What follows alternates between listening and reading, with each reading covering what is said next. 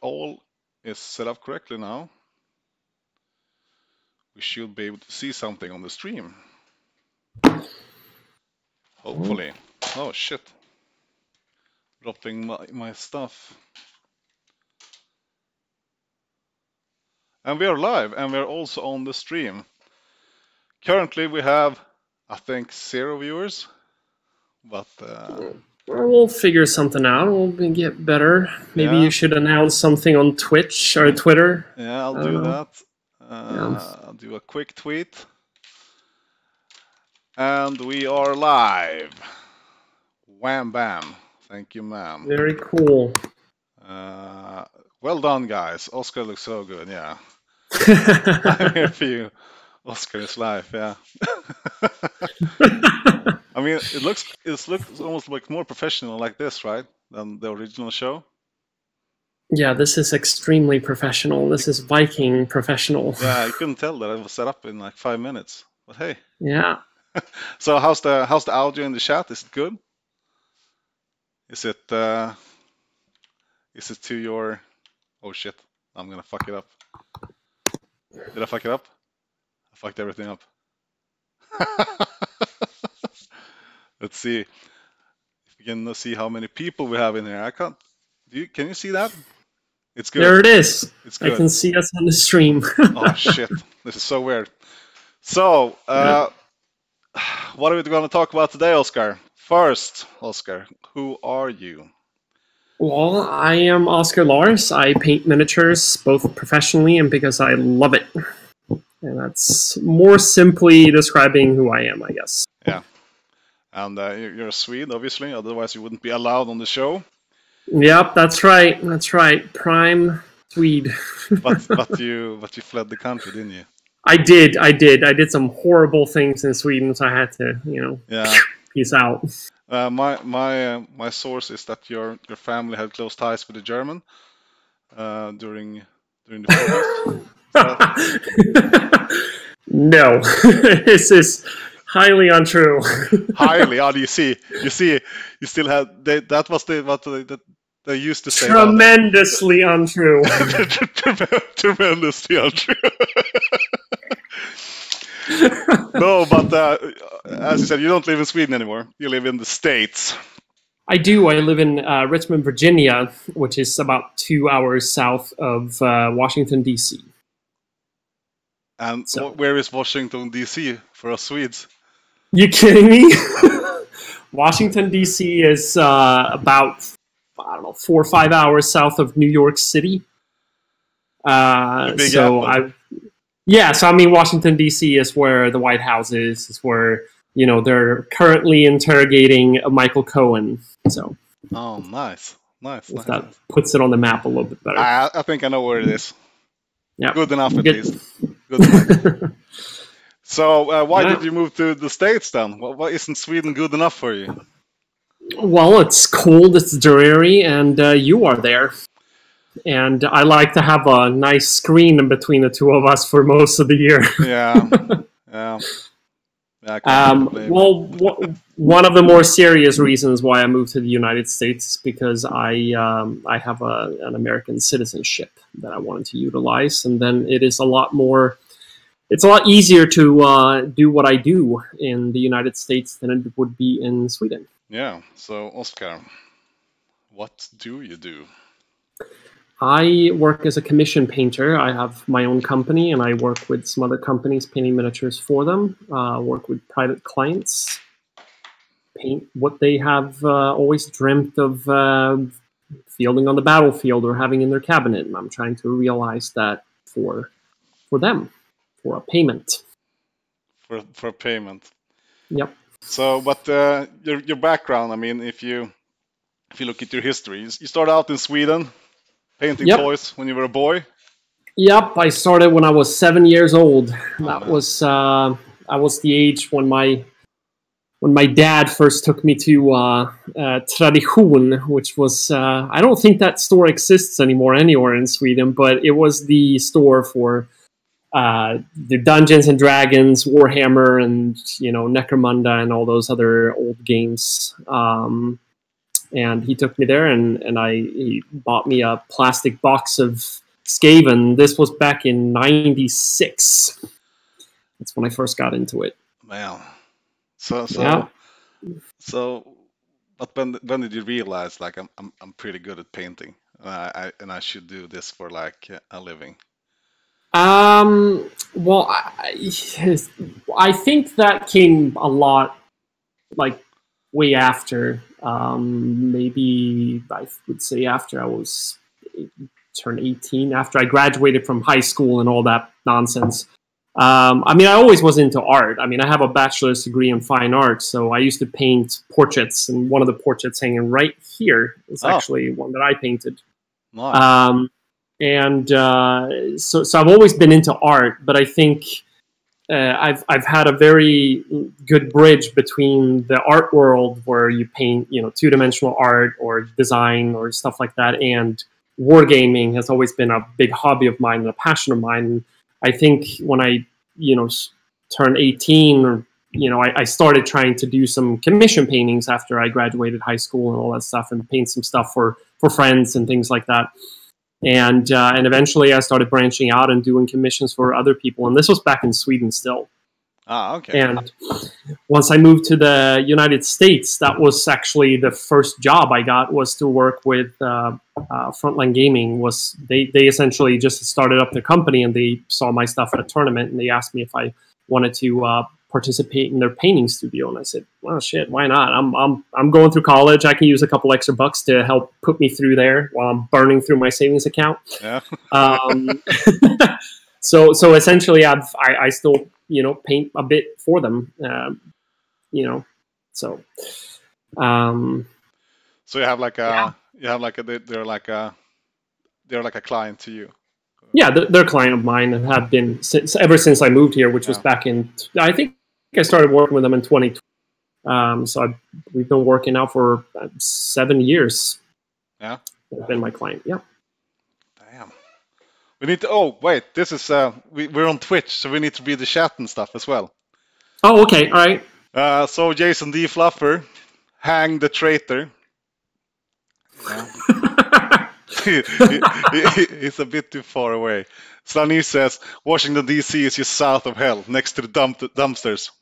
I do live in a dumpster to some extent. Yep, this is very true.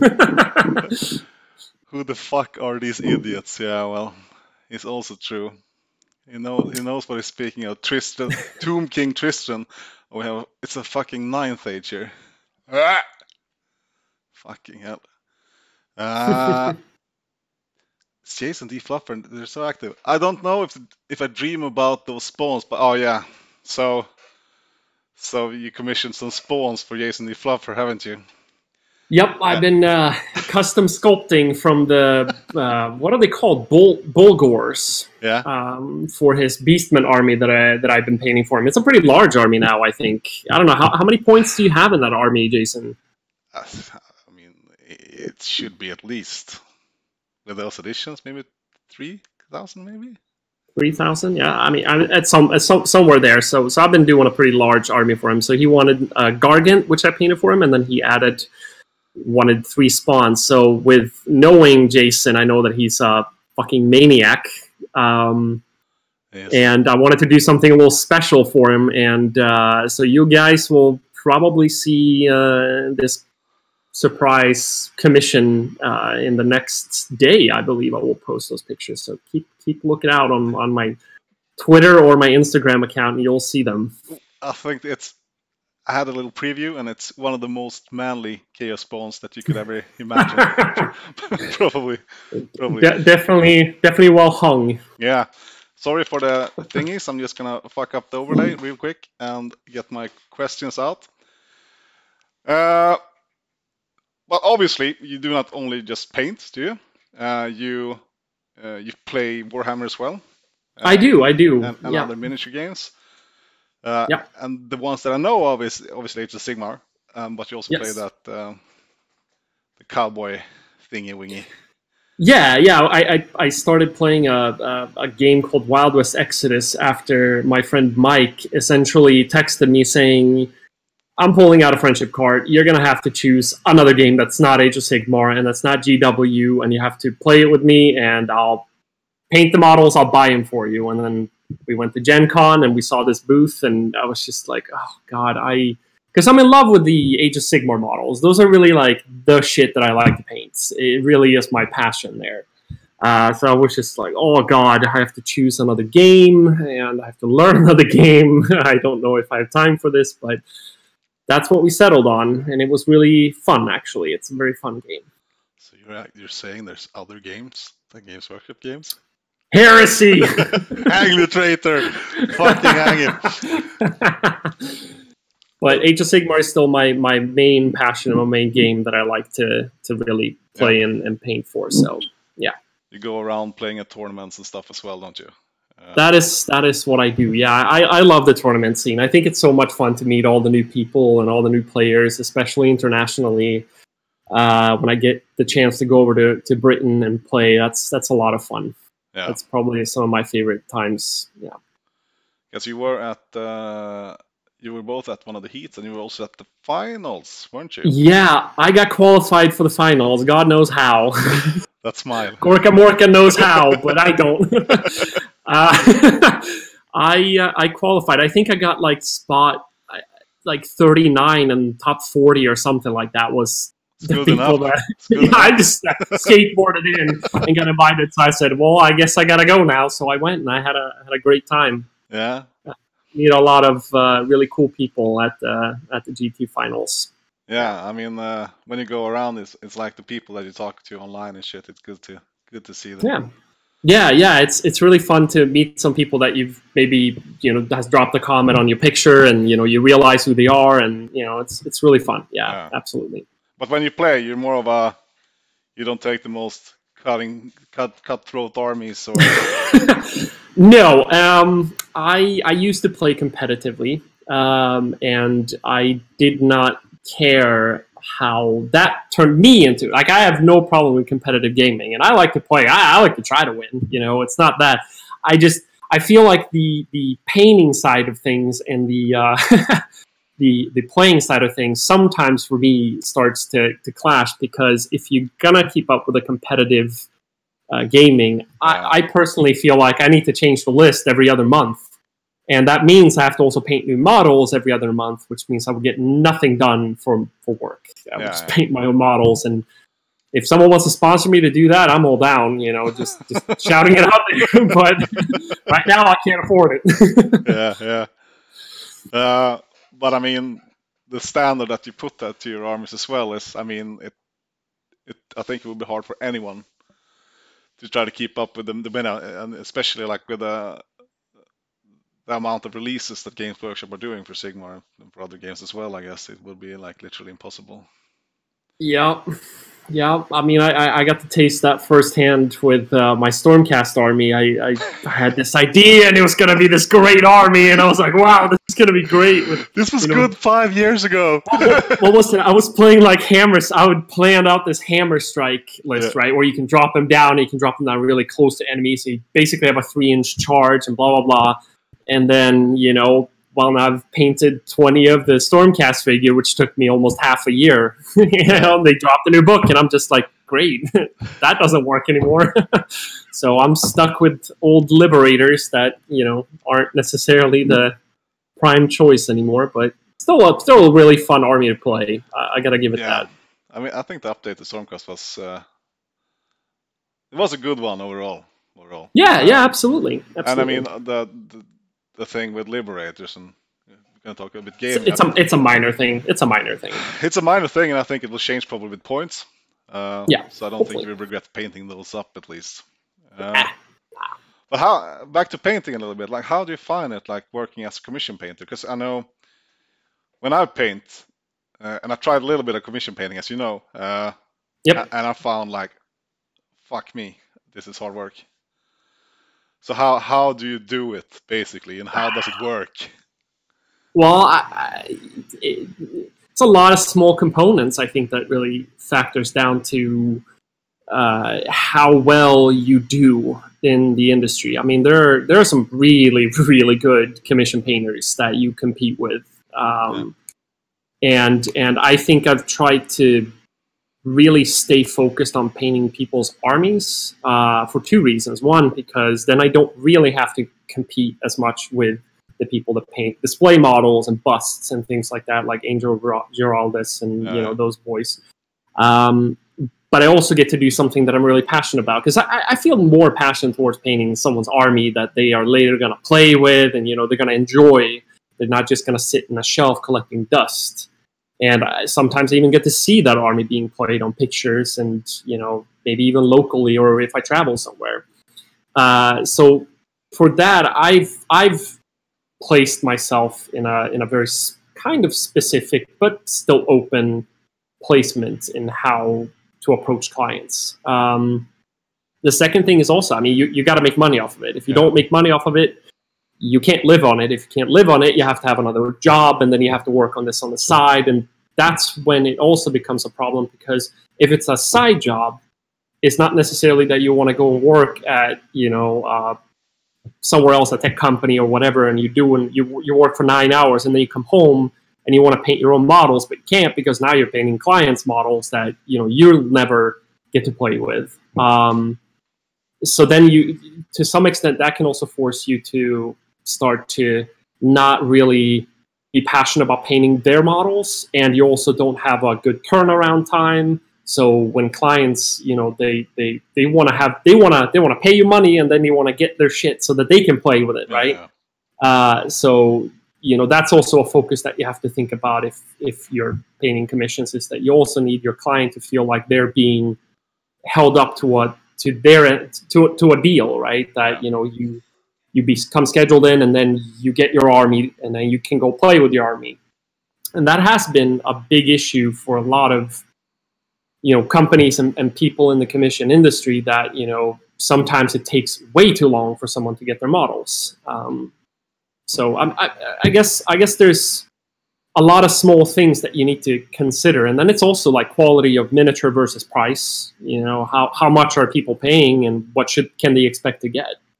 And that is determined also how much you feel like you need to charge an hour to be able to live off of it, and then you also have the competition to think about, like how fast are they painting and what quality can they reach for what price. Luckily, I've been doing this for so long, since I was 7, and I never really stopped. So I'm a pretty fast painter, which means I can produce a pretty decent quality at a tabletop for a good price. I've seen it firsthand, and for me, it's fucking ridiculous how fast you paint. And you paint within the lines as well. It's I don't know. You can tell that you've been doing it a lot and had a lot of practice. 10 years is it now that you're like professionally? 10 years ish, yeah. And before that, I've painted since I was 7. So what is that? I'm 30 this year, so that's gonna be 23 like years.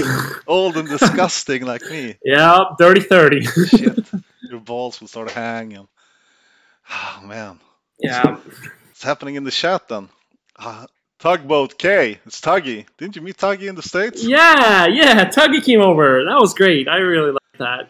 That was fun. He came over to visit some friends in Washington, D.C., and he was like, hey, shit, you're just down there. I'll take the train. And he came down. We had some lunch. We played some games and had a great time. It was fantastic. The people that arranged that Make-A-Wish Foundation for Tuggy, for him to go to Disneyland and visit Oscar.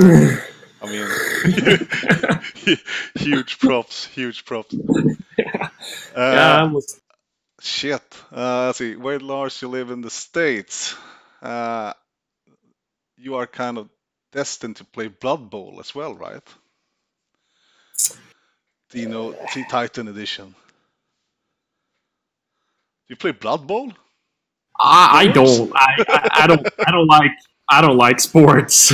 I've never been a sports fan. Hockey is probably the only sport I've ever been interested in. But I don't like rugby. I don't care for American football. I don't give 2 shits about American football. Sorry, guys, if that is a deal breaker for our friendship, but I don't give a shit. Yeah. I don't know. I've never been, because we don't really have American football in Sweden. Well, we have it, but it's so minor. So I don't know what's happening. It looks cool, but I went and saw Raiders versus Patriots was a guy that I befriended in California when I lived over there that took me to see them. And I didn't get anything, man. It was just a lot of people crawling on the grass. That's all I... Yeah. I mean, it's not No like clue. ice hockey, right? The superior sport No. of Yeah. sports. Or real football. Yeah, yeah. It's I even mean, better. it's a bit. I'm not a big fan of normal Me neither, football. but it's still better. I get the rules, so I mean, I guess I can pay attention from to that it. point of view, yeah, I guess. Yeah, I guess. Yeah. But how do you do it? Like when you paint, like how do you don't like burn out like all of us other mortals when we do projects and shit?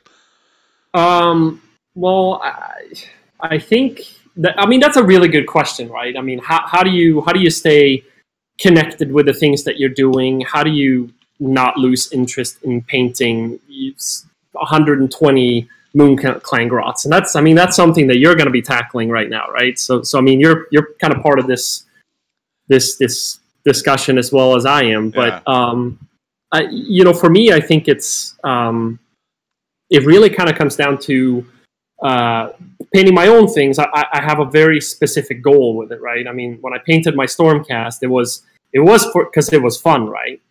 But then after a while, it wasn't really fun anymore. It wasn't really something that I enjoyed doing. Like I painted. When you painted all the colors once, like yeah. Yeah, I mean, I painted for 8 hours, and then I sat down and I painted for 4 more hours or 5 more hours to finish my one Stormcast dude, right? So I painted for 8 hours to work, to make money, to live and pay rent and eat and blah, blah, blah. And then I had to paint my personal stuff. And I can tell you this, it was more that I wanted to just sit down in front of the TV and just like watch something or play some video games or go out and have a drink with my girlfriend or whatever, like do something else. But I had a very specific goal in mind, and that goal was the passion, right? It was to produce something that I had never seen before at a scale like this, right? Non-metallic metal, Age of Sigmar army that was that many models and that could be played in a tournament at that standard. And I wanted to try to do something new and maybe push the boundaries a little bit. A little bit. Yeah, and fucking psycho. and I think maybe that's where I could keep going. It wasn't because it was fun anymore. It was because I had a different goal in mind than just for it to be fun. And I think that is something maybe that everyone can draw something from, is that it's a goal to maybe put your finished army on the maybe you haven't never painted or finished an army from gray plastic to fully painted and based at your standard that you're at, and you want to do that, and it would also be something that you can show off to your friends and people at tournaments, like, shit, I fucking made it, I did this shit. Yeah. And that's another thing to talk about too, is that whether you're a good painter or not, it's always like, if you do something that you have never done before and you push it to a new level, you should be fucking proud of that. Because there's a lot of work going into painting a model at any standard, whether it's, tabletop basic and you put down like everything has a color and it has a wash and that's where you leave it. It's a lot of time. So you should, take a lot of pride in that. Yeah. But those Stormcast, I can't really let them go yet. I mean, there's a lot of beautiful Stormcast armies out there, like Bellatrons, for example. Great conversions and stuff. But yours is if you haven't seen Oscar's Stormcast, you're missing out. And everything from the models down to the bases. And see, LV asked you a question. How did you do the bases? Did you mold them or did you buy all the different bases, or how did you go about it? So as for the bases, so they came out with those bases for the Shadespire models, right? And there were only 3 bases. So what I did is I took those bases and I made a couple of my own, where I used plastic cards and I used gravel and I used some green stuff to make those leaves and try to replicate what the leaves look like, and those little vines that crawl across the base, and made some of my own versions. And then I, made molds out of them and I casted them in resin. And then when they came out with the new ones, I just took those as well and I did the same thing. I just made resin casts off of them. You make it sound so easy, man. Well,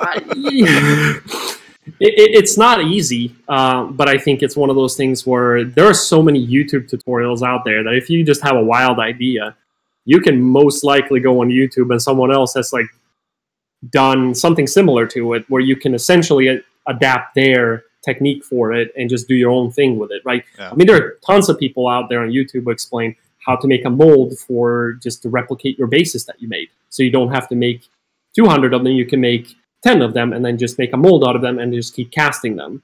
And essentially, making a mold is super simple. You just take component A and component B, you pour them together at the right ratio, and then you pour it on top of your mold. You use a dildo, which is a great tool, actually. Yeah. Put it to the side of wherever you've made the little box out of, whether it's Lego or whether it's foam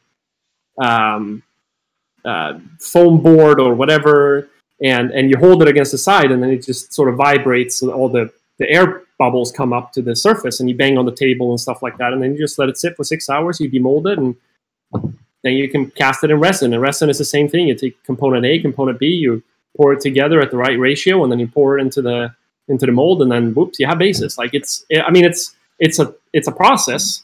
It's a process. But it's something that anybody can do with, as long as they watch a tutorial on how to do it and follow the step by steps. And you know, because I for my goblin army, I started off with doing 20 goblins and greased up their bases to make them look like a cave floor. And then I was like, nah, fuck this shit. Just took those hours, just threw them in the bin, and just did normal bases on them. Yeah. But I guess that's in the planning stage, I guess. Like when you start projects. So how do you go about that? Like when you get, like, let's say you get 10,000 points of Space Marines, which I guess you can get. Maybe you've gotten something like that before. Like how do you mentally, like, okay, I'm prepare? Yeah, exactly. So I actually just finished a 10,000 points Ogre Kingdom army for Oldhammer. Yeah. And I mean, that's luckily, you know, Ogre Kingdom is a lot less models than, say, for example, a 10,000 point Orc army or Orcs and Goblins army or a Gloomspite Gets army or whatever, right? But it's still quite a bit of surface to go through with a brush and airbrush and whatnot. So, I mean, mentally preparing, it's a job, you know. You gotta do it. I mean, to some extent, you know, if I don't work, I don't eat. If I don't work, I don't have an apartment to live in, and I don't want to live in my car. I want to paint my car. So, you know, it's really important that I kind of just push through it. And some days I go into the studio and I'm like, I do not want to paint today. Like, this is not what I want to do. And other days I'm just like skipping in there and going like, let's fucking roll. Let's do this shit, you know? Everybody has those days, I think, no matter what job you have. I think so like the big thing is like to see it as a job, basically. Yeah. Just to get it done. Yeah.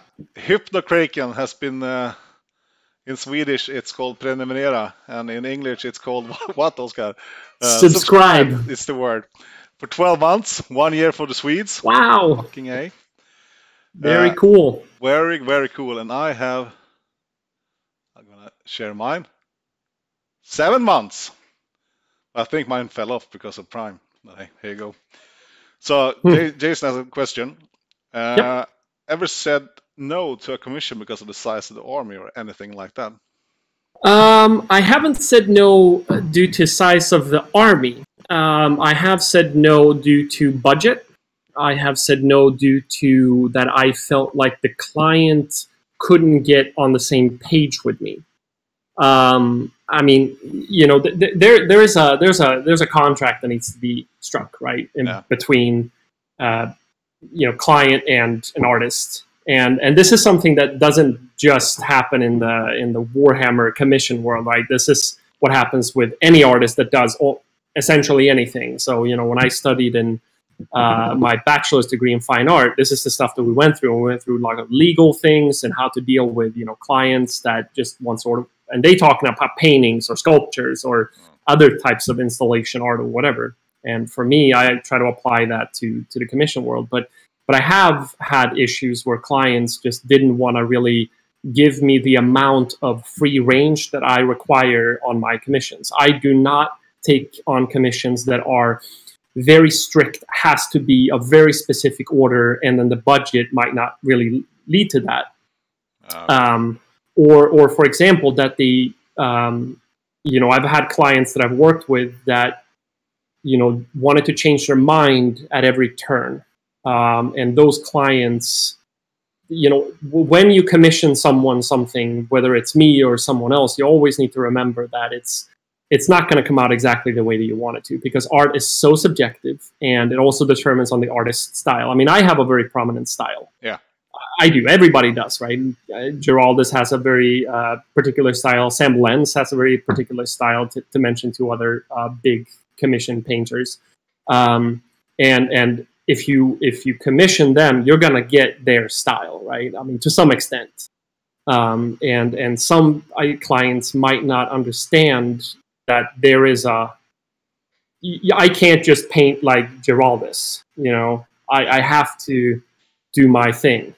And that's when I have rejected clients in the past. Yeah. Yes. So I guess it's like important if you're gonna commission an army, that it's good that you do your research, I guess, and make sure you like the style of the artist and stuff. Yeah, I mean, you should look up. If you're right now shopping for a commission, and you are looking around at different painters, and you're like, I like this guy's work, I don't like that guy's work. That guy's cheaper, this guy's a little bit more expensive. Don't go with the cheaper one. Just save up a little bit more money and get exactly what you want. If you're spending, I mean, for an army, you might be paying, $1,000, for an army. You might be spending $2,000 for an army, depending on the size and the quality, right? You should, if you're going to spend that money anyways, it's always going to be better to just do, $500 extra to get exactly like more closer to what you want, to spend $500 less and then get kind of what you want, but not really. So you're going to be like, this didn't really come out the way I wanted, right? Yeah. And it's the same thing in like any industry, like tattooing, for example. I mean, it's a big thing in tattoo industry. Like, you should not at all go for the cheap thing. You should always pay a little extra and get what you want. And Jonatan, you should do like me then. Like when your friend has a tattoo gun and he wants to try it out. Yeah, on the kitchen table. Yeah, all over my chest. But it's done. It's done. That's right. It's OG. It's OG for sure. No, but I see what you're saying. Absolutely. Don't be like, what do you call it? Like stupid cheap, or I think that's a direct translation from Swedish. I don't know. But you guys get the point. So, what else do we have to talk about? We have lots to talk about. Let's see if we have anything in the chat. Oscar still has his California accent. Is that a thing? Is that the Valley? The Valley girl accent? Oh my god! Oh my god! You paint so nice. I don't really know what I'm gonna do now. Yeah, the teardrop. Yeah, the teardrop isn't there yet. I only have the fucking ugly ones. The mustache on the finger and shit. You have some finger tats, don't you? I do. Isn't it like Age of Sigmar? Yeah, I got the corn logo, for example, on my knuckle. Fucking nerd. Yep. That was my 10 years in the commission industry gift for myself. Yeah? Yep. It's a good one. I should get some Sigmar tats at some point, I guess. Hey, shit, I've been in this mess for way too long at this point. Whether I quit tomorrow, like, I still have majority of my life has a history in this hobby at this point. So, like, it's not like I'm going to look at them and be like, why did I do that? So what Sigmar tat should I do then? Like Nurgle on my belly? Like Papa I mean, you kind of look like a Nurgling, so, I mean, Yeah. I guess it's true. A Nurgling, yeah. Maybe that's too savage? No. It's a big old great unclean one on your back. Yeah. Then I can't tell if I've showered or not. Or I don't shower because I want the smell. Will be something for your girlfriend to look at when she pegs you. Yeah. I mean, too savage? If she's pegging me, I mean, she's looking at something more nasty than that. So.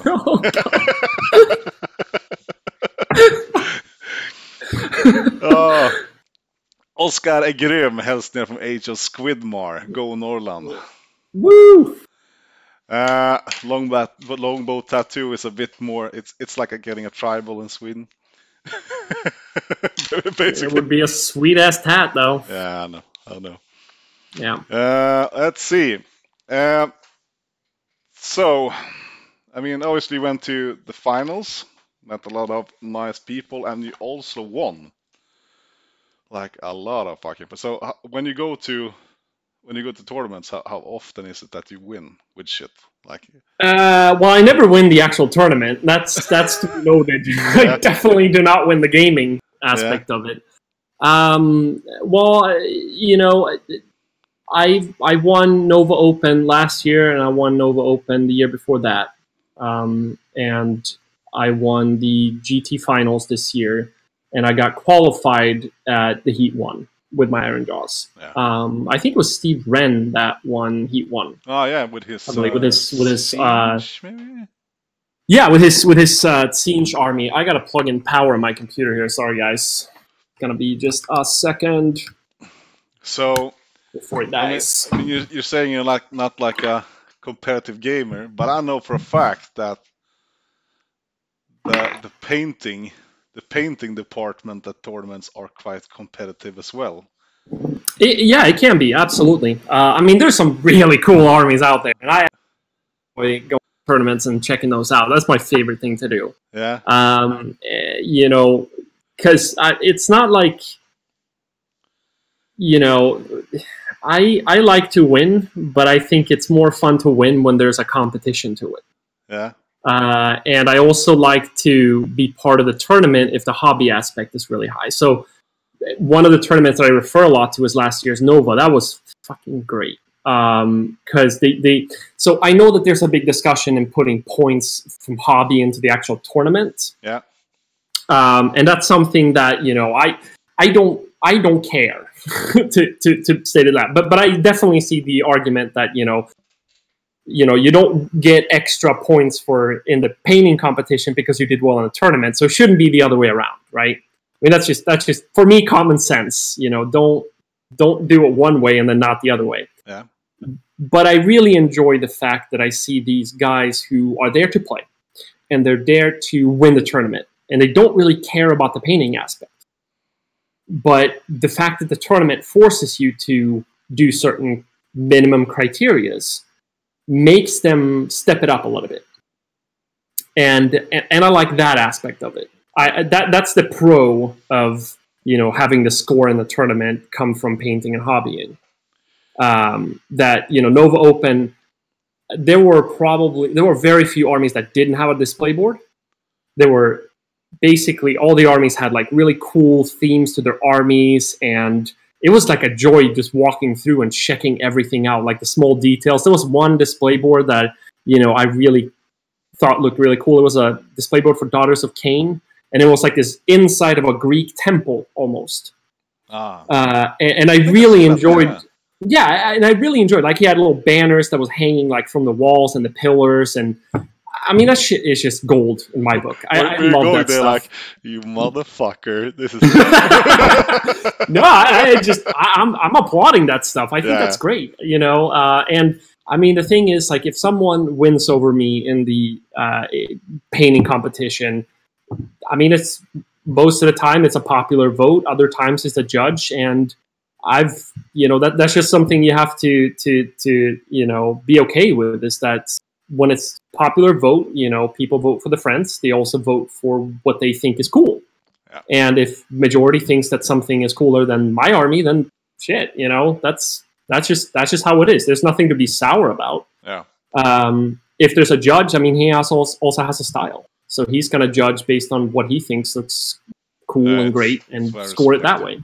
And it's the same. Again, it's the same way in any art community. It's the same way in Warhammer community. You know, hobby aspects, things. It's all subjective. It's going to be judged and voted that way. Yeah. Yeah. I have a question here from Slanis. Mm-hmm. Have you painted in the bust or larger scale miniatures? Ooh, I have actually painted some large scale miniatures, but I've never painted a bust. And I actually have a bust that is getting ready to be painted this year. Oh, really? Yeah. So I'm very excited about it. So it's an orc bust, actually. Orc Warrior. And I don't remember which company it is off the top of my head. I don't know if it's, what is it called, Black Crow or something like that. Oh, I'm bad at that. Yeah, okay. This is dipping my toe in side of the hobby, right? So I'm not familiar with all the companies and all the cool, but there's some really cool busts out there that I'm very excited about. But I'm gonna start with this Orc one, see how that goes. Do some shit that I really enjoy. Yeah. Skins and yeah. Let's see. Yeah, well, I'm painting the Moonclan army now. Yeah. It's a weird journey because I haven't settled on a list yet. Right. So I just keep painting stuff basically that I might use. Okay, so I want to know, since I haven't had a chance to paint any of those yet. So I want to know, what do you think of the models when you got them in hand, you glue them, and you put paint on them? Like, how do you feel they compare to the older Age of Sigmar models? If we disregard the Moonclan Grots, which are kind of old sculpts, they're still good Sure. sculpts. Yeah. Absolutely. But the new ones are probably the best sculpts I've ever seen. The Mangler Squig in particular it's I don't know, it's some kind of NASA engineer combined with some super artist that made that one. And, like I found myself actually like laughing when painting it because it's so fucking silly. Okay. That goes for like all of them. You can just look at them and just laugh. And I've never like experienced that before. And the amount of, I mean, I've done like a monocolor on the mushrooms because I want that to like tie the army together, because otherwise it's this black heap. But there's loads of things that you can do without like adding stuff to the army. I think it's it's. I'm sorry, I'm looking at them at the moment, trying to figure out what I felt, but we're still feeling. And the Moonclan Grots, people say that like it's a hazard to paint so many models, but they're so small and it goes very fast. And I mean, it's mostly like cloth and stuff. So the trick is to have a good like tone to the skin and know how to paint black quite fast. I think that's because in the end, I paint mainly for tabletop. Sometimes I try to go a little bit beyond that, but in the end, I paint to play with the models.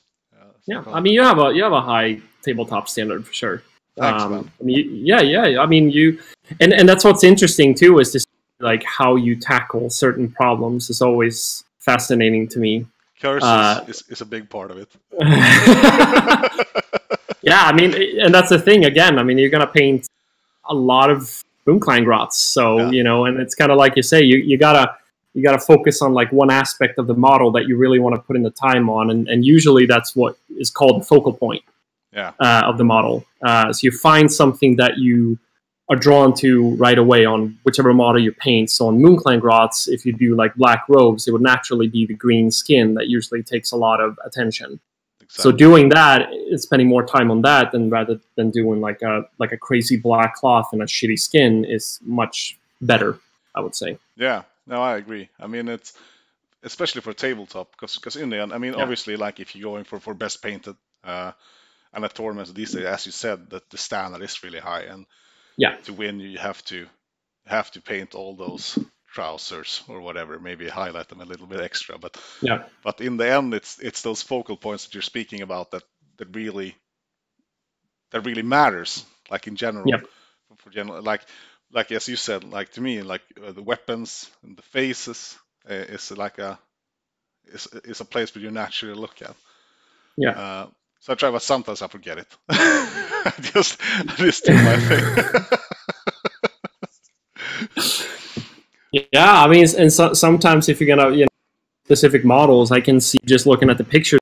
What I would do is to figure out, like also how to do a paint scheme, like a color scheme that works well together, and where you put down, a primary color, which would be black, a secondary color, which would be green because of the skin, but it's a lot less than the black robes most of the time.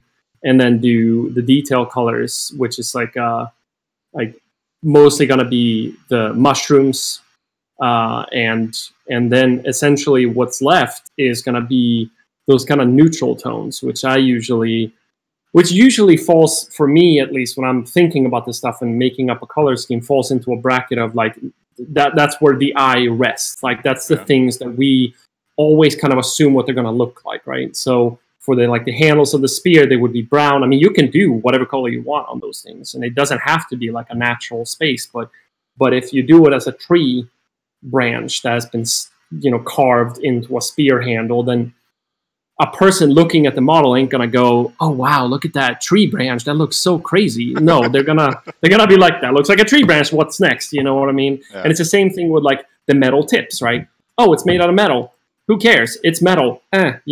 So the focus would be like on the mushrooms, and it would be on the cloth, and it would be on the skin, because that's what naturally is more the decision of the artist rather than the entry assumption of what that would look like.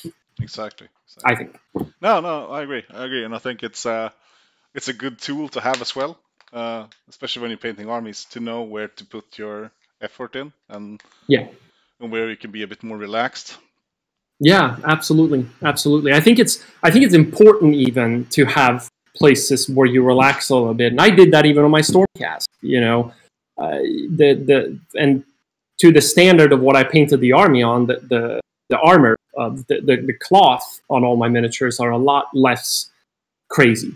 Yeah. And I did that with intention, because if you have models that are so incredibly crazy on every single surface of the model, then it becomes, when you look at them in groups of 5 or groups of 10, all of a sudden, I feel like I can't even navigate on what to look at, because everything is just off the charts, right? And again, that's the difference between painting an army and painting something for display. Because if you're painting something for display, to be in a judged in a painting competition where judges take your model out and they go, ooh, and what you win is a golden demon, or you have a display or something like that. That's when you got to think a little bit different about this stuff. But when it's on a tabletop and it's meant to be played in a tournament, then you still got to have to think what looks best both close up and what looks best at arm's length, right? Yeah. And if everything is crazy, then at arm's length, it's just going to look soup. Yeah. Let's see. Jason D. Fluffer, I have done the math. I've spent, cash. I have no regrets. But those piece of shit Cygors could gone better. But the guy who and that was me. And for what he paid, I think I did a decent job. Yeah. Fucking cunt. So materials and stuff, brushes, paints. Brush maketh man, is it then? No, not at all. Not at all. There was a long time that I didn't even use,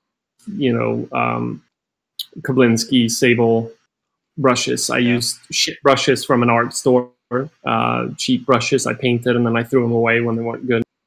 It was just kind of like the recent years after I graduated that I just started kind of thinking to myself, well, okay, I'm going to try to step it up and not just paint tabletop armies for clients. I'm going to step it up and try to do something new. So when I started painting my Stormcast, that's when I started really investing in more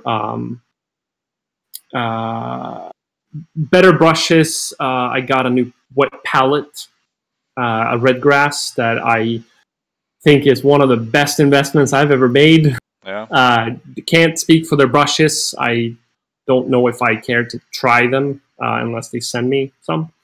But the palette is great. It holds the paper down really well. And it also lets your paint be wet for longer than my other ones that I've had, kind of like the art store ones that I purchased and the homemades that I've used. I feel like the red grass one is just superior on every level, and it doesn't smell as bad because their foam is meant to be bacteria resistant and mold resistant. So it's always going to smell a little bit when it's like wet and it's funky and it's been sitting inside for a long time. But and that's just kind of natural, but it's nothing crazy like the ones that I used before. That was just Nurgle when you open it up, you know. Yeah. Well, I found that, I mean, those I use the Series 7 brushes.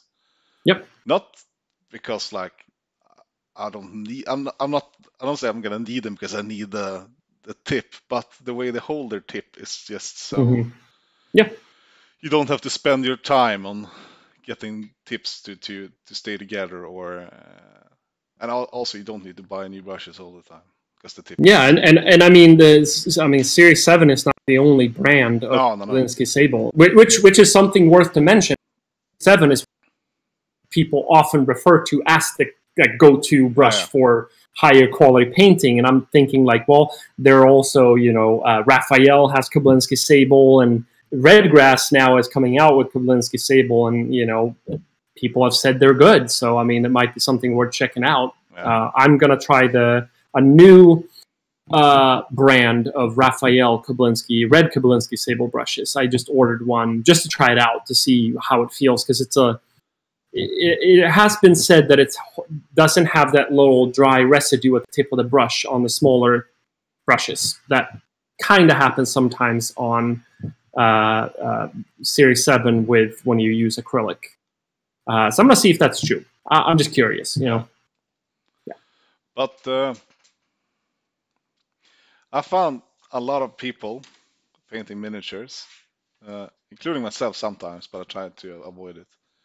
Use brushes that are too small for the purpose.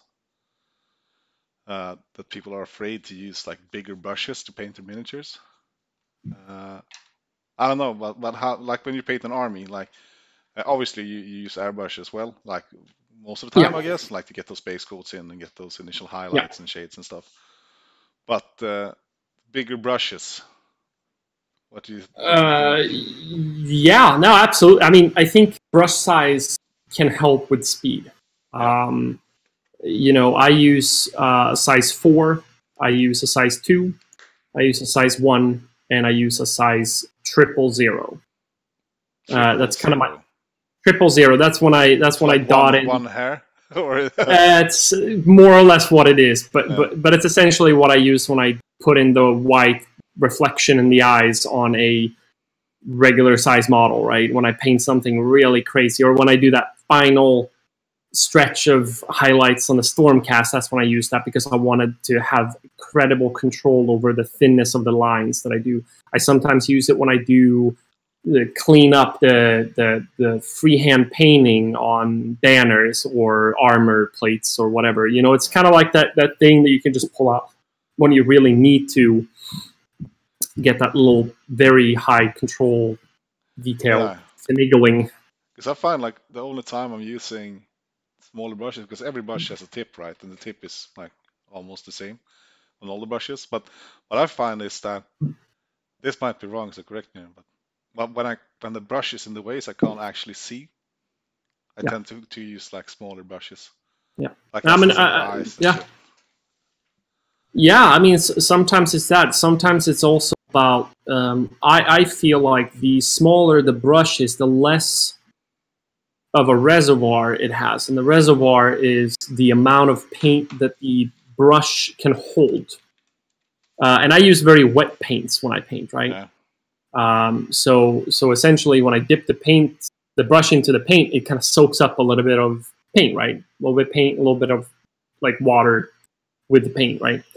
So what that does is it tends to load the brush with sometimes more paint than I want it to be. And that's when I go down in size as well, because it can hold less paint. You have to dip it more often, right? But it allows you to not get that when you put the paint to the model and it just goes, you know.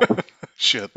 Which happens. I mean, it happens to most of us, I think, you know, at some point or another. So what the thing that I think I'm struggling with, and what I think is key to be really fast at painting, is to get those the paint consistency right. Because if you do it too thin, you'll have to do 1 or 2 extra layers. And if you go if you go out of the pot, I mean, you get what you get.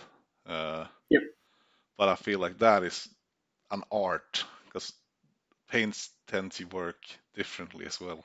Yeah, different brands, different pigments. I mean, so paints are made up of pigments, right? So it's Sure. pigment, and then you have vehicles. So acrylic is right, but art lesson. Acrylic is a vehicle. It's the plastic that binds the pigments and flows onto whatever surface that you're putting it on. So, depending on, oil dries really slow, acrylic dries a lot faster. That's kind of what the vehicle is. So depending on how the pigment works with the vehicle, it dries differently. So one brown from GW dries slower or wets easier than a yellow from GW. Same brand, completely different qualities to them. I think it's just one of those things where there are two things that you can try to think about and learn. Is one, how wet can I go without it sliding around? Because the wetter you go, right, the wetter you go, the easier, the thinner the layer, because will be water that evaporates, so it sinks down and makes a more even, thinner coat. But then also, how thick can you go to have to do less layers of it? Yeah. Does that make sense? I feel like I'm just going to talk it out of my ass. For me, it makes sense. Absolutely. And Okay. I think that's the reason why people tend to use like the same colors, because they know they work. That's just a tinfoil hat theory. Yeah.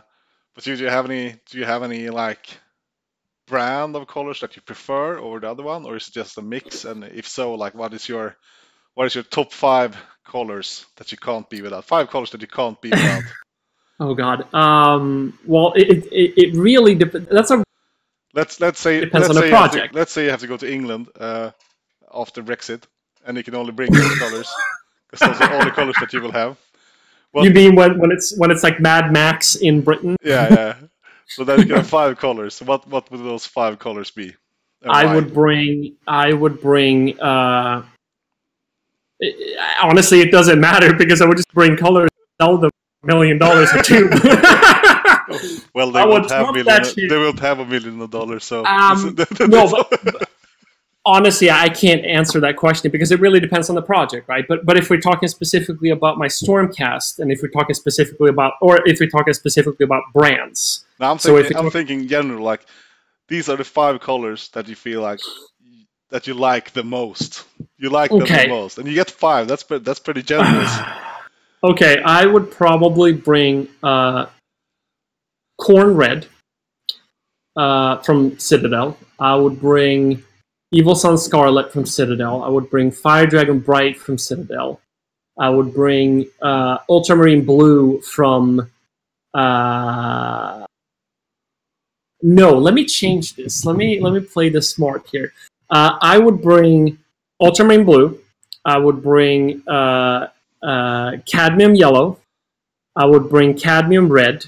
Oh, I see what you're doing. Bring... I would bring Black, and I would bring White. Smart. Because then I can mix whatever color I need. Oh, yeah. You outgamed me. I was about to fuck up right there. Yeah, I was like, yeah, you're going to fuck up. Great question! So, a controversial question. Mm-hmm. Oh boy. What is your take on concept armies? What is a concept army? So let's say I think Joe Purcell is the first one to paint like a Skaven army in grey tones, and I call it the Lamian medium concept army in grey tones, and then he has like one spot color to like for the war. Okay. And then have Matt Lyons, for example. Yeah, right. He was in the chat, and he done a Deepkin army. Correct me if I'm wrong. Yep. And then you have that Stormcast army that's just metal and then blue wash and then blood on top of it and then snow bases. Yeah, sure. That could be a thing. I mean, I honestly think that's really cool. I think it's a cool way of... Because, I mean, at the end of the day, right? I mean, I don't give a shit what your army looks like, as long as it's painted, as long as it's based, and we both have a great time playing, right? sometimes I've gotten comments like, I'm sorry I'm bringing a shitty looking army when we play. I'm thinking to myself, first of all, you don't, because it's painted and it's based, and I spend way too much time in this hobby playing against gray plastic with black bases, and I fucking hate that shit. As long as you paint it, 2 thumbs up, you did a fucking great job. I'm all excited to play, you know? So for concept armies, I don't think that there's anything wrong with going for a concept army. I think it's great. If that's what you want to do for your models and you want to just get it done quickly and you want to have an effect to it, awesome. I mean, I think I played against Russ at, and he had a bit of a similar style to his, a lot of gray blood and stuff like that. Yeah. And I mean, it was a great game, and I thought it looked, it was a cool army, you know, it had a cool concept. It was like a Sin City style army, right? Oh, yeah. And I thought it was great. We had a good time. I mean, I'm not going to sit and be a hobby snob, because I'm not, you know? No, I agree with you as well. I agree with you. And I actually think, like, for me, sometimes, you know, like my current army is not my proudest work. And I wouldn't classify it as a concept army. But it's one of those armies that you just paint up quick as fuck, so you get to play with them, right? Yeah. And I think, I mean, I'm actually surprised that we aren't seeing more concept armies than we are at the moment, currently. Yeah. I mean, it's an easy way to get it done. Yeah.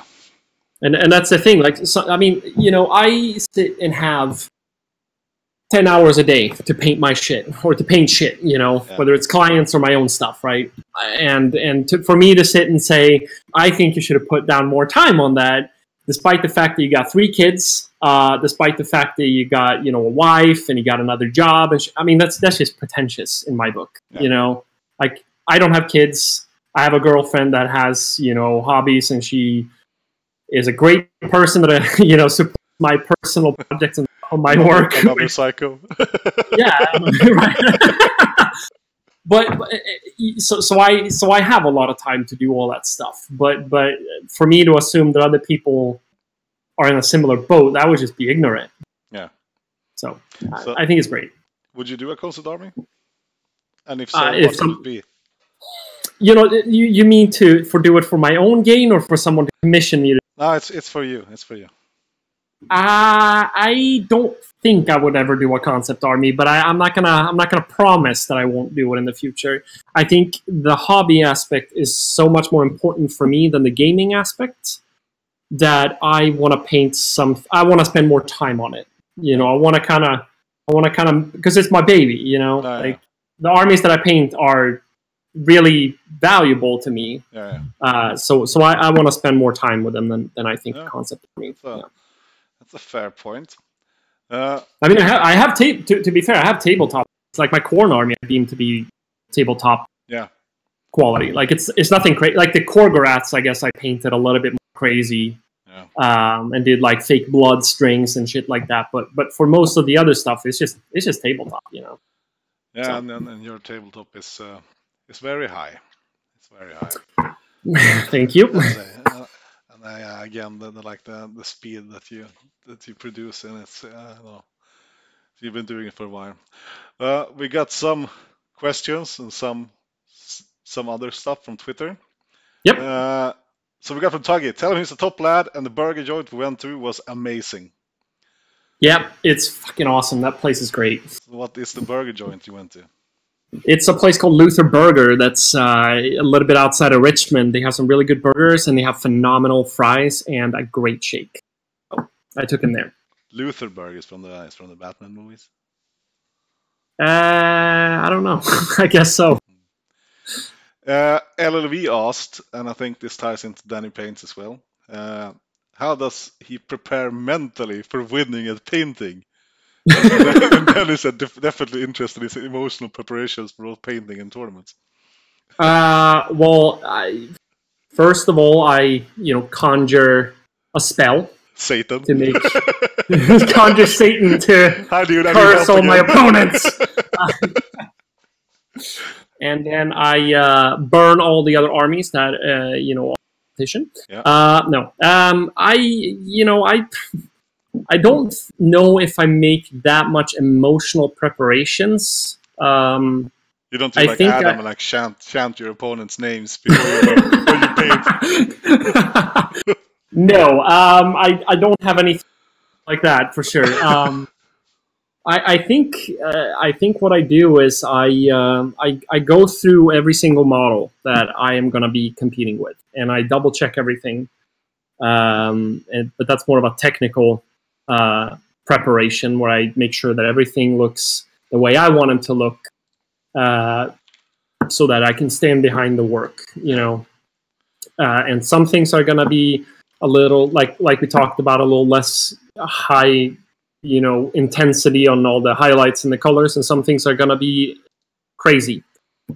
Some things I don't do, like underneath certain inside of like armpits on my Stormcast, I don't paint that fully into non-metallic metal because there's no light in there, so I just don't bother.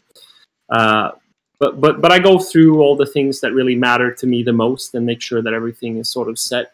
And then for the gaming aspect, I think I tune into Honest Wargamer before I go to any tournament, honestly. and I kind of listen to what Robin, Nathan, and Jonathan talk about and see, like, what should I prepare to shit my pants when I'm up against. Yeah. Like Daughters of Cain, I always shit my pants when I realize. Propaganda from the Wargamer. Yeah. Yeah.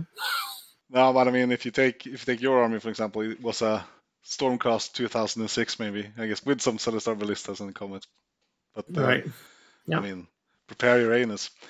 I mean, yeah, I'm not preparing to. I think I won barely won 2 games at GT.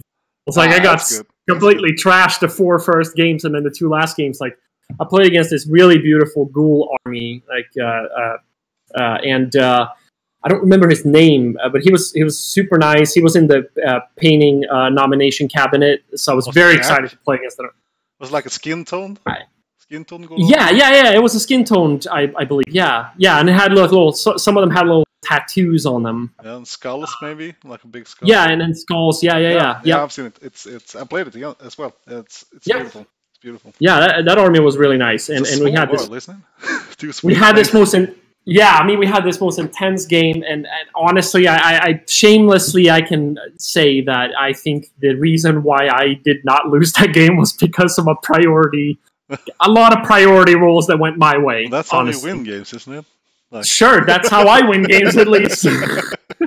Yeah, me too. Yeah, he probably just moral victory to him. More of a die roll victory to me, I guess. Yeah. He really had an upper hand on me the entire game, and I just kind of lucked out on a lot of places, I think. So, yeah. That was a fun game. It was probably one of my favorite games at the tournament. And then I played Tuggy, and he got completely trashed by me. Was Tuggy in the finals? Yeah, he was. I don't know how. Who did he? Yeah, okay. Oh, that's great. Yeah. I mean, no, it was. That's how we met. You were in the finals, so hey. Yeah, that's right. I mean, they're not sportsman and painting, I guess. They're not choosing the top ranked players. It seems like for that they let anybody in. They're choosing great players to play against. Before we proceed with the Twitter questions, sure. Jim980, can Oscar please define his tabletop standard? Just base color wash and highlight, or are we talking irises and painting fingerprints onto hands of his models? If you want, I can put a link to your core army. Yeah, it's on my website, so you can probably just link to my website. That's kind of like a tabletop plus standard. Yeah. I mean, it's hard to define tabletop and tabletop plus. First of all, everybody has a different idea of tabletop and tabletop plus. The second thing is, it also depends on the model, right? Model complexity is very crazy. So if there are 2 things. One is, it's for some things that are tabletop, like for example, a Siege and Lightning on a disc, right? Do you need to, with all of those like gold ornamented inside armor plate things, do you need to take that inside armor plate, put a very tiny, fine, defined highlight on it, and wash it and like buff it up with layers? No, because like that blue is going to be blue, and then you put more effort on the gold ornament on the outside, and it's going to look tabletop ready without you having to do an insane amount of work. And then you can spend more time on other things, right? But if it's like a grot, which is a completely different type of model, you know, a tabletop for me would probably be to put a zenithal highlight on the black robe with a dark gray, just to give it some little bit. Then put a diluted black wash on top of it. And then maybe if I had the time for it, I would put a little gray highlight on some of the robes, like crevices, just to kind of pop that a little bit. But put more time on like getting the skin to a good color that sticks out from the black. There's not like a dark green, but it's like a little bit more of a brighter. I really like that, faint green and sort of pale green that they decided to do for the new goblins. Yeah, that was really nice because it sticks out really nicely from the black, right? So it gives you both, a saturation contrast and also gives you a contrast of value, right? Light to dark. And then I would spend, a little bit of effort on the wood. So maybe like a base coat of wash and a dry brush on the wood, just to pop a little bit of those ridges on the wood. And then the metal, I would probably just do a metal black wash and then maybe a dry brush of a silver on it. Yeah. But I mean, sometimes it doesn't really need, and like we stated before, more important that you put the focus on the things like the focal point on the model than you do on details that won't really be as forthcoming. Exactly. Excuse me. Yeah. Jakovic said, if that quorum is your tabletop standard, I'm quitting painting. And Jim I said, thanks for the link, ban Oscar. And it's, I mean, for me, this is, the Core Army looks great. It really looks great. And I can't see where you like cheated, but that's because I'm a mere mortal. Well, I guess that's the point as well, right? I guess if you take up a model and like really analyze it, you might see something. But on the tabletop, it looks super good. Good. And that's the thing. Like, I mean, cheating is also like an interesting word to use. I love cheating. People, but that's the thing, right? Everything that we do as artists, we are essentially trying to cheat, our way through to make it look good, right? I mean, that's the entire purpose of painting the model, is to cheat it to make it look like it's a little dude running around on a battlefield, right? Yeah. It's never going to look, realistic, but the cheats that you use, like using washes or using, and some people call that cheat even. I've judged in painting competitions where some other judges have said, I don't like wash. If wash is on the display model, it doesn't go through for me. And I'm thinking to myself, okay, I mean, that's one way to look at it, but I'm thinking it doesn't matter how you achieve the result. What matters is the result, right? Yeah. No, 100%. Like 100%. Use all the hacks that you can find. If you can, take a model, swallow it, and shit it out, and it looks great painted, like that's what you should be doing, like, and make a commission business. Yeah, everybody do that. Right, try it, see if it works. Start with arcade. We are gonna get sued. Don't do this. Don't do this. They will add it on. They will add it on the box, like, don't swallow this model, especially after you build it. Especially after that Honest Wargamer episode. Yeah. No, please don't do it. No, but cheating is it's great, and I mean, cheating, I guess that's one word for it, but also I think knowledge is knowledge, hobby hacks. Yeah. I mean, call it what you will. Essentially, if you can make a shortcut that looks good, you should capitalize on that shortcut. You should. I mean, there's a few rules that are very stigmatic in the commission industry. Like, you don't prime your model and leave the primer show, right? You always put a coat of paint on it, even if it's black. You should never just leave primer, right? Yeah. Which has happened in the commission industry, especially in a very that was a while ago, but the whole blue table painting thing. But that's something you should never do. But like other things, like using washes and diluting washes and not diluting, like just get it painted, man. Yeah. Get it painted to the standard that you feel good about, and that's the best thing to do for personal use. Absolutely. So the next one. Oh, is this for me? So Slanis asked, I'd like to hear any plans or concepts Jonatan may have had for his Slanish, be they in-game or hobby related. Also, what kind of units Gavi should add to the hosts, if any? Oh, that's a kind of broad one. So I am painting a Slanish army to decide that I was planning to take to Blood Tithe this next week. Unfortunately, life happens, lost in the family, so I can't go. So I need to go to a funeral instead. But that one I definitely use, I think, a lot of hobby hacks. I struggle a bit with the color scheme. So I've gone for a pale purple-ish skin tone next to a warm gold and some red cloth. When I started off, I think I had a Mephiston base on the cloth, which made it look a bit weird. It was too how was it, warm, maybe? Took over. I think when we talked about it, I think it's much of a primer red. It's a red that's just kind of like the first red that you think about when you think of red. That's Mephiston red, right? Yeah. So sometimes it's one of those things where playing around with different types of red. I mean, you can mix in brown to a red to make it look less saturated. It desaturates and it darkens it down a little bit, and you can put other colors into it, like a blue, to make it more towards a purple. Yeah, and I mean, red. The cloth wasn't the part of the model that I want standing out. Like for several reasons, but one of them is that the cloth isn't a major part of the model, and it's in such a position. So if it looks like it's standing out, so it's closer to you, it just looks weird. So the groin areas and. I mean, on a Slanish army, to be fair, I mean, I guess, yeah, they should be standing out, right?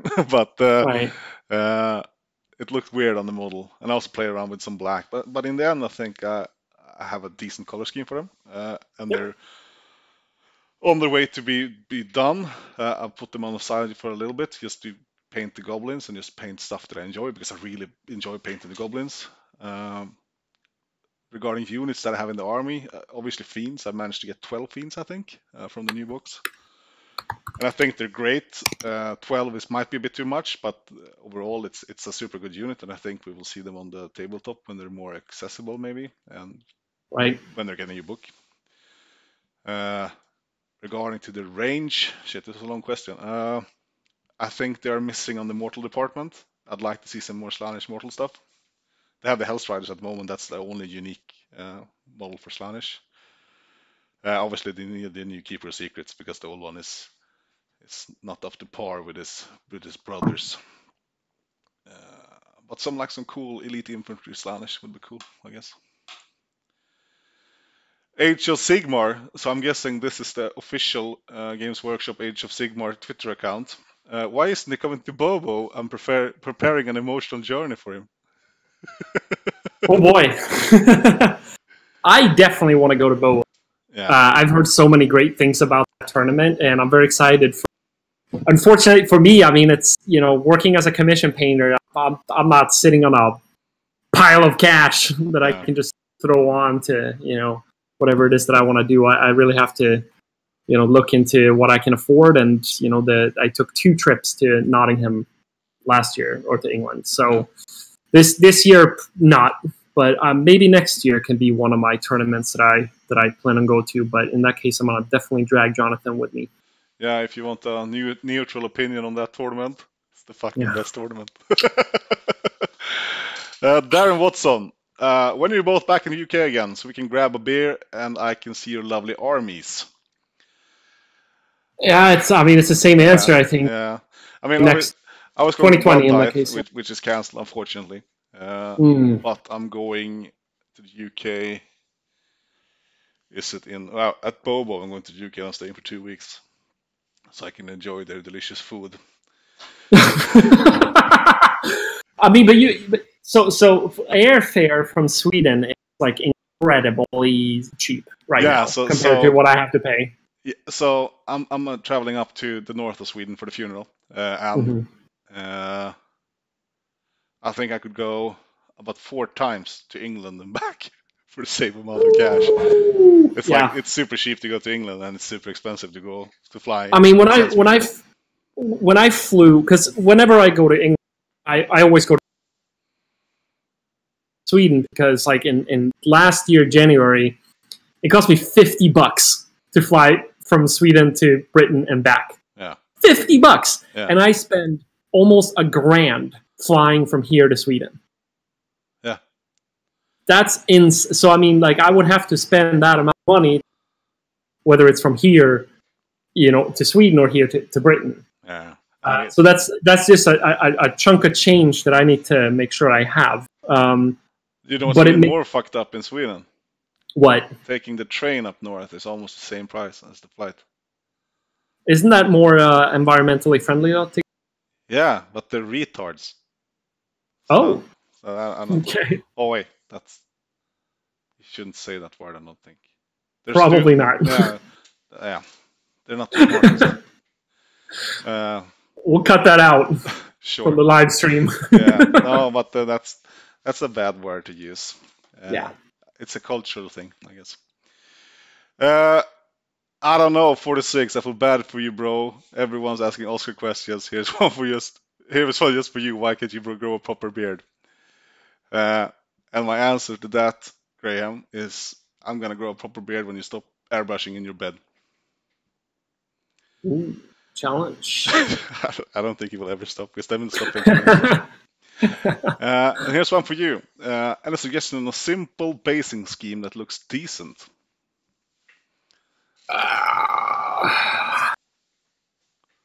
No, that's a good question.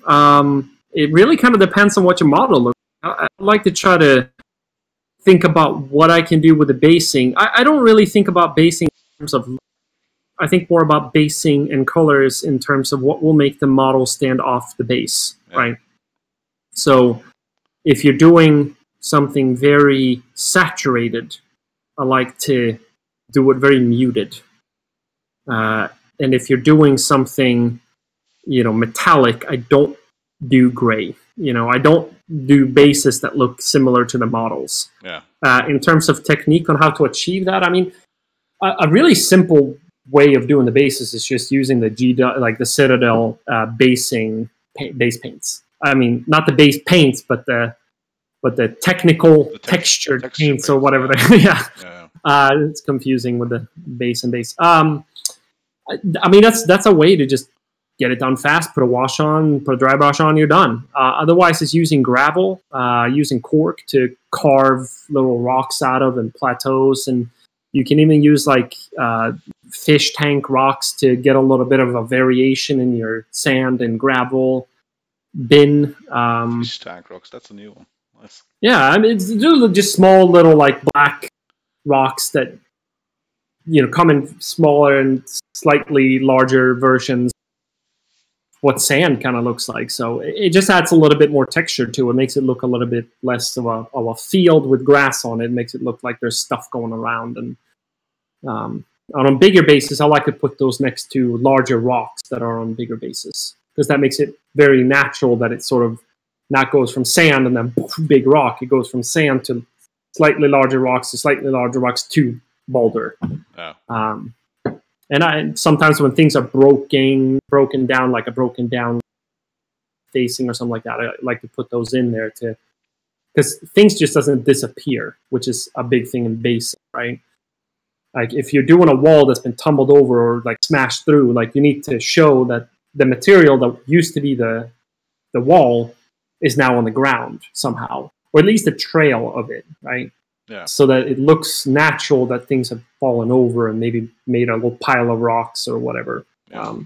So in terms of simple tricks to get bases done to a decent quality, I would say put sand on, put a coat of paint on, don't dilute it with water.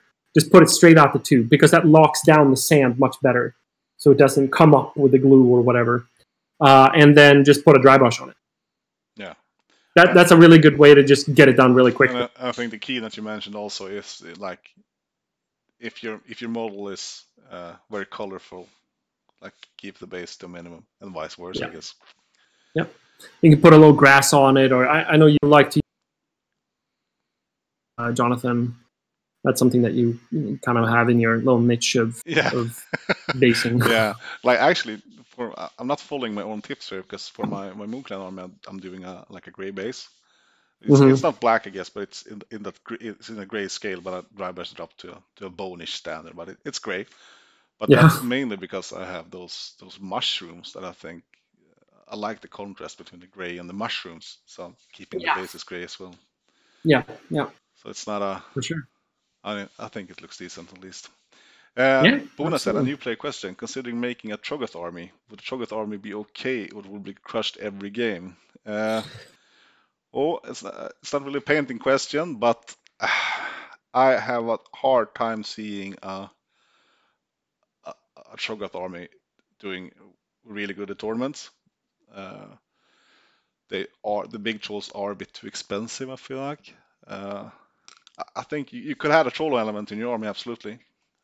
But going full troll, one, it looks great and you will have fun playing with it. But two, I don't think you can have the expectations of winning every game with a troll army. Right.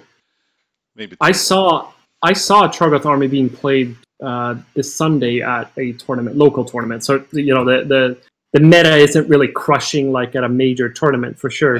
uh, And I think even then the issue was board control yeah, and it was bubble wrap. yeah, Because what they will do is they will your opponent will come in and try to take out a troll and then take out the next troll and then take out the next troll because then they can't heal, which is a big part of their points that you spend on them, right? That they will last because they will heal back the wounds. So in that order, you probably want to get maybe 60 goblins to run with the troll heavy list to make sure that you have board control and they have bubble wrap yeah. for them. But Yeah, it would look as cool. it So wouldn't look as cool. That's very true. if you want a That's cool very army, I'd say stick with the trolls. Not that grots aren't cool because they are, yeah. but yeah. Bona smoked. Yeah, I think the chat is agreeing. Uh, maybe mix in a unit of squigs, absolutely. I think we had some more Twitter stuff as well. All right, I'll be right back. So answer something or talk about something. Answer something or talk about something. Yeah. So what should I talk? Help me build Moon Clan list, guys. I don't think. I don't think that. I don't think it has been solved, or some part of it has been solved. Like take a shit ton of grots, but then Skaven happens. I don't know. Uh, I'm really struggling at the moment with building a list, and me and Nathan have been talking a lot about building Moon Clan lists, and it's like you can get one element in, you can't have two. Like you can have a big squig, but then you can't have the trolls or why ish, something like that. So at the moment, I'm just painting all of the stuff. But yeah, it's fucking hard. It's really hard. Uh, the endless spell stuff, yeah, I guess the mushroom is great. I mean, all the endless spells are great for them. And there is like a list, I guess, out there with loads of magicians and endless spells.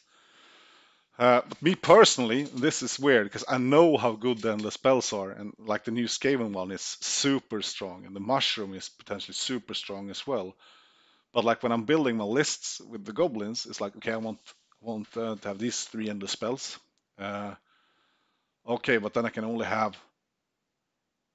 It's like the model costs points. Have you heard of weird stuff like that? But it's like it's a bit like too expensive. So I have been sitting with like I've been sitting with like this mushroom is in my every list. I can't do a list without the mushroom because of the potential the mushroom has. But at the same time, I can see how that 40-man unit become a 60-man unit if I don't take the mushroom. But I will see. It's hard. Uh, how do you think the Moon Clan will do against Feck and Skaven? I think Skaven definitely has a tool to deal with Moon Clan. Definitely. Uh, I think versus Flesh Eater Courts, it can be a very interesting game. I think the Moon Clan absolutely have a chance of beating Flesh Eater Courts. Hmm. Because of fanatics fighting and the minuses to hit that you can dish out. I think I'd rather play Flesh Eater Courts for sure than Skaven. I feel Skaven has too many tools to deal with those big hordes. But then again, because of those fucking Skaven, I've been looking at running of units of like 6 trolls just to have that one unit, which isn't killed by, but then they have warp lightning cannons. I don't know. We'll see. We'll see.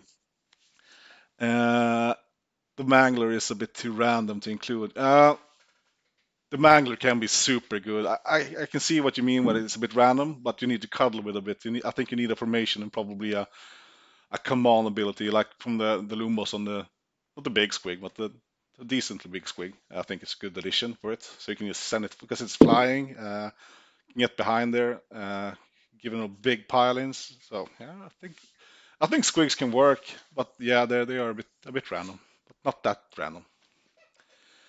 I think we had a question for you. Oscar, any tips for brush maintenance? Yeah. There is you want to get a brush soap that has conditioner in it. I don't know which country you're in, but I'm sure that there are a couple of ones. Just like a little yellow hockey puck looking container. That's really good. That's what I use. Where like just after your day of painting, you just take your brush and you dip it in water and you swirl around. You get that excess paint out of the brush, and it helps to condition it. So you leave it in a little bit. You don't just wash everything out. You just kind of condition it, and then you can wash it out a little bit later and make sure that all the soap's out. But it helps to condition just like you condition your hair in the shower, you can brush hair too. So it makes it stay more pristine for longer. It's been a long time since I used conditioners. Yeah. A really long time, because I don't have any hair. Oh, Canada. Yeah. I mean, it should be.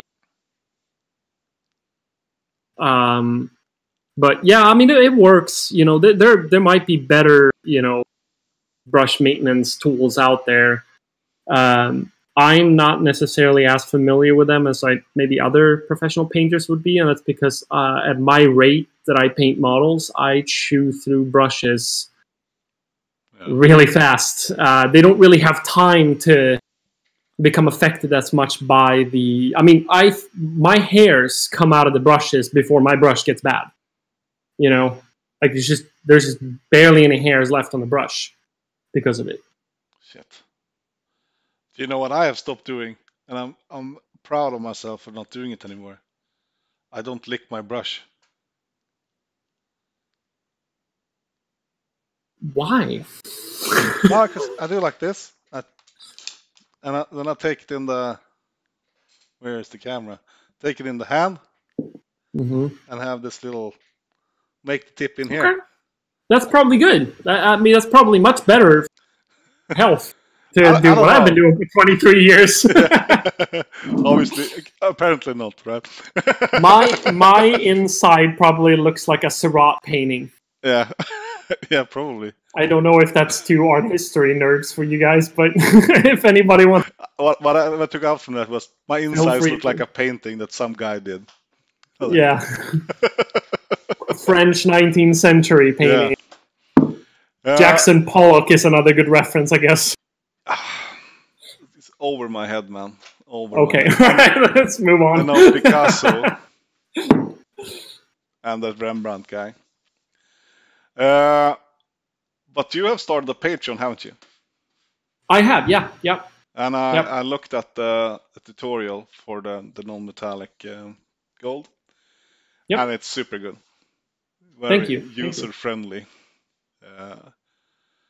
And I guess it's a testament to your patience when painting miniatures, but it's super helpful.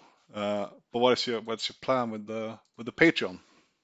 Yeah, so essentially I did this when I first put out pictures of my Stormcast. So many questions from people that wanted to, learn how to paint this stuff, and they were asking questions, right? And verbally, since I work as an artist, so I communicate through visualization for people, right? I animate when I talk, and I do hand motions, and it's just a basic example. Like your president.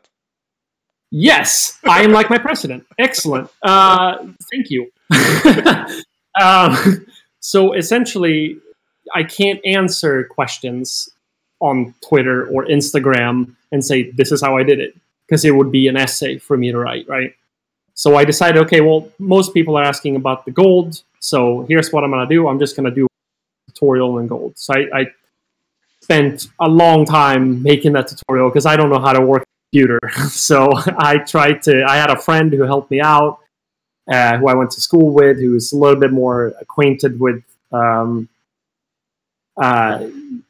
photo editing and filmmaking. He just kind of helped to get me started. So I did that, and it was, the quality of the actual like editing is not great, but it served the purpose of kind of explaining how I did it, and I tried to do it in the most meticulous way as I could.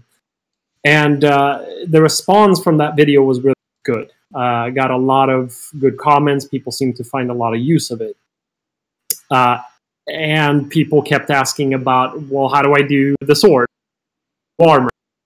How do you do the skin tones? How do you, etc.? And I'm just thinking to myself, well, I guess, the only way that I can communicate these other techniques is to do the exact same thing. So I decided, okay, well, I'm gonna try to find some time to do another tutorial. And I mean, it's so hard to find time for something that's so time consuming that you're not familiar with, that you're not like, I can't edit these videos at home, right? I have to have a computer that has a lot more power to it. So I had to rent myself into a space, spend money to spend hours at a place that had a computer with a program that I could edit the video that other people would use for free.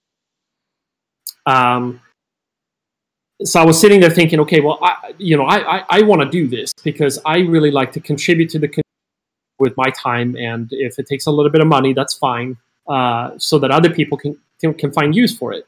Because if I hadn't had tutorials when I started painting, or had someone to teach me, then I wouldn't have been as good of a painter as I am today. So I think for me, as a Swede, I at least want to kind of give back what was given to me to some extent, right?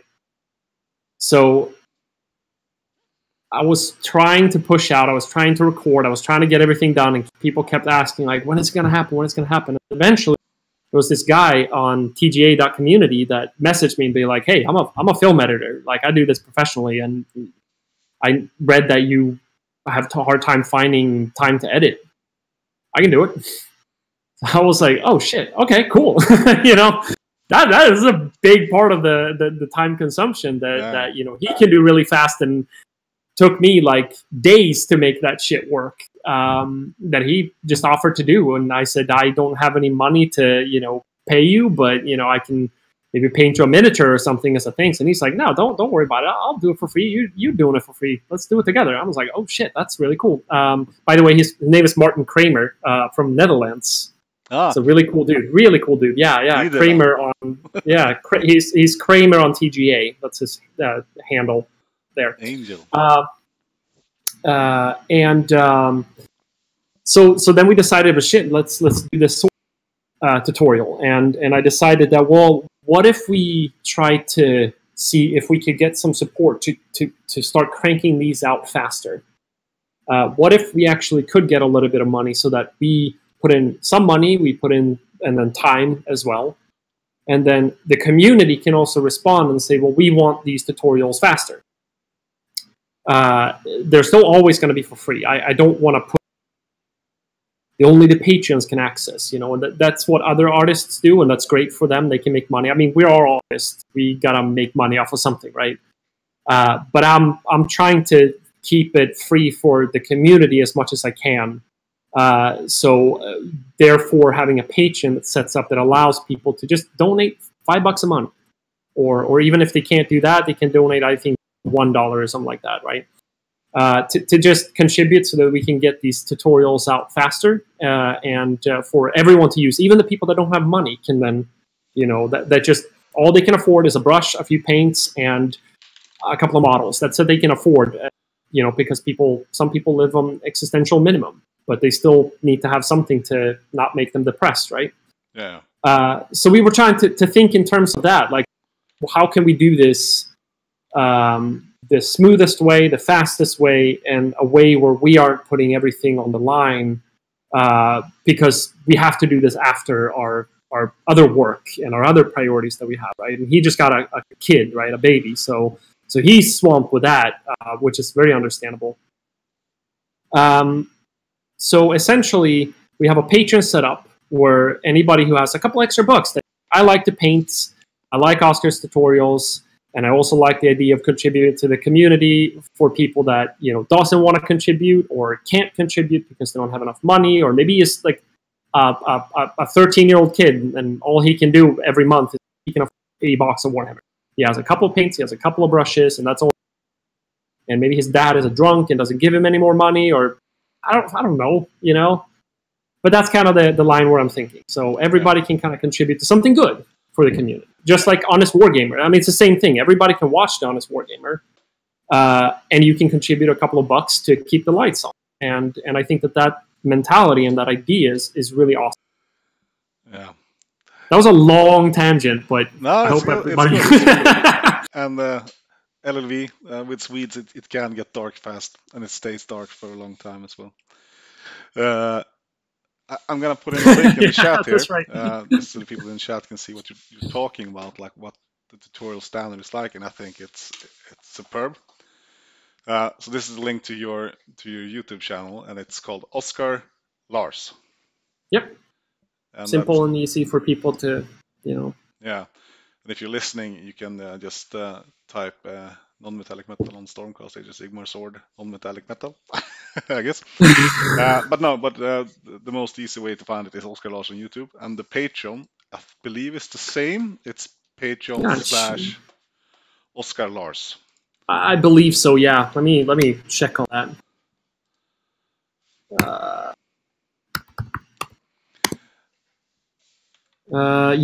Yep. It's just patreon.com/Oscar Lars. Yeah. Yep. And LV has a question. So what's the next planned tutorial?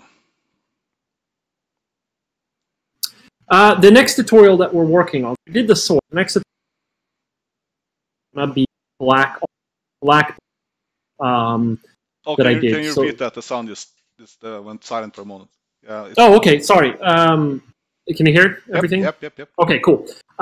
So the next tutorial that we're going to do is going to be the black / blue armor.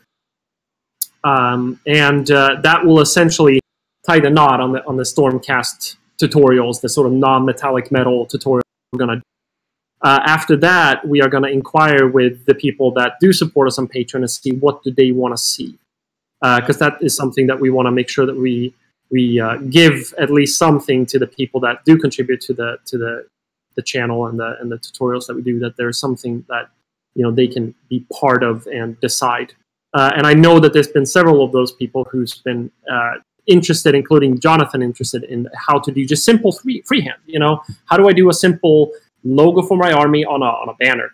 How do I go about that? What's the best way to set up to get the most success out of that? Yeah. So that's something that we'll also have in the planning works for a future tutorial, and we're hoping to get those out and done pretty soon.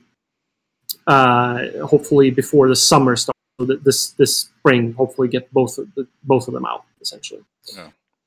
Yeah. No, absolutely. That banner freehand, it's hard. Some tournaments have that you have to freehand to get those extra points.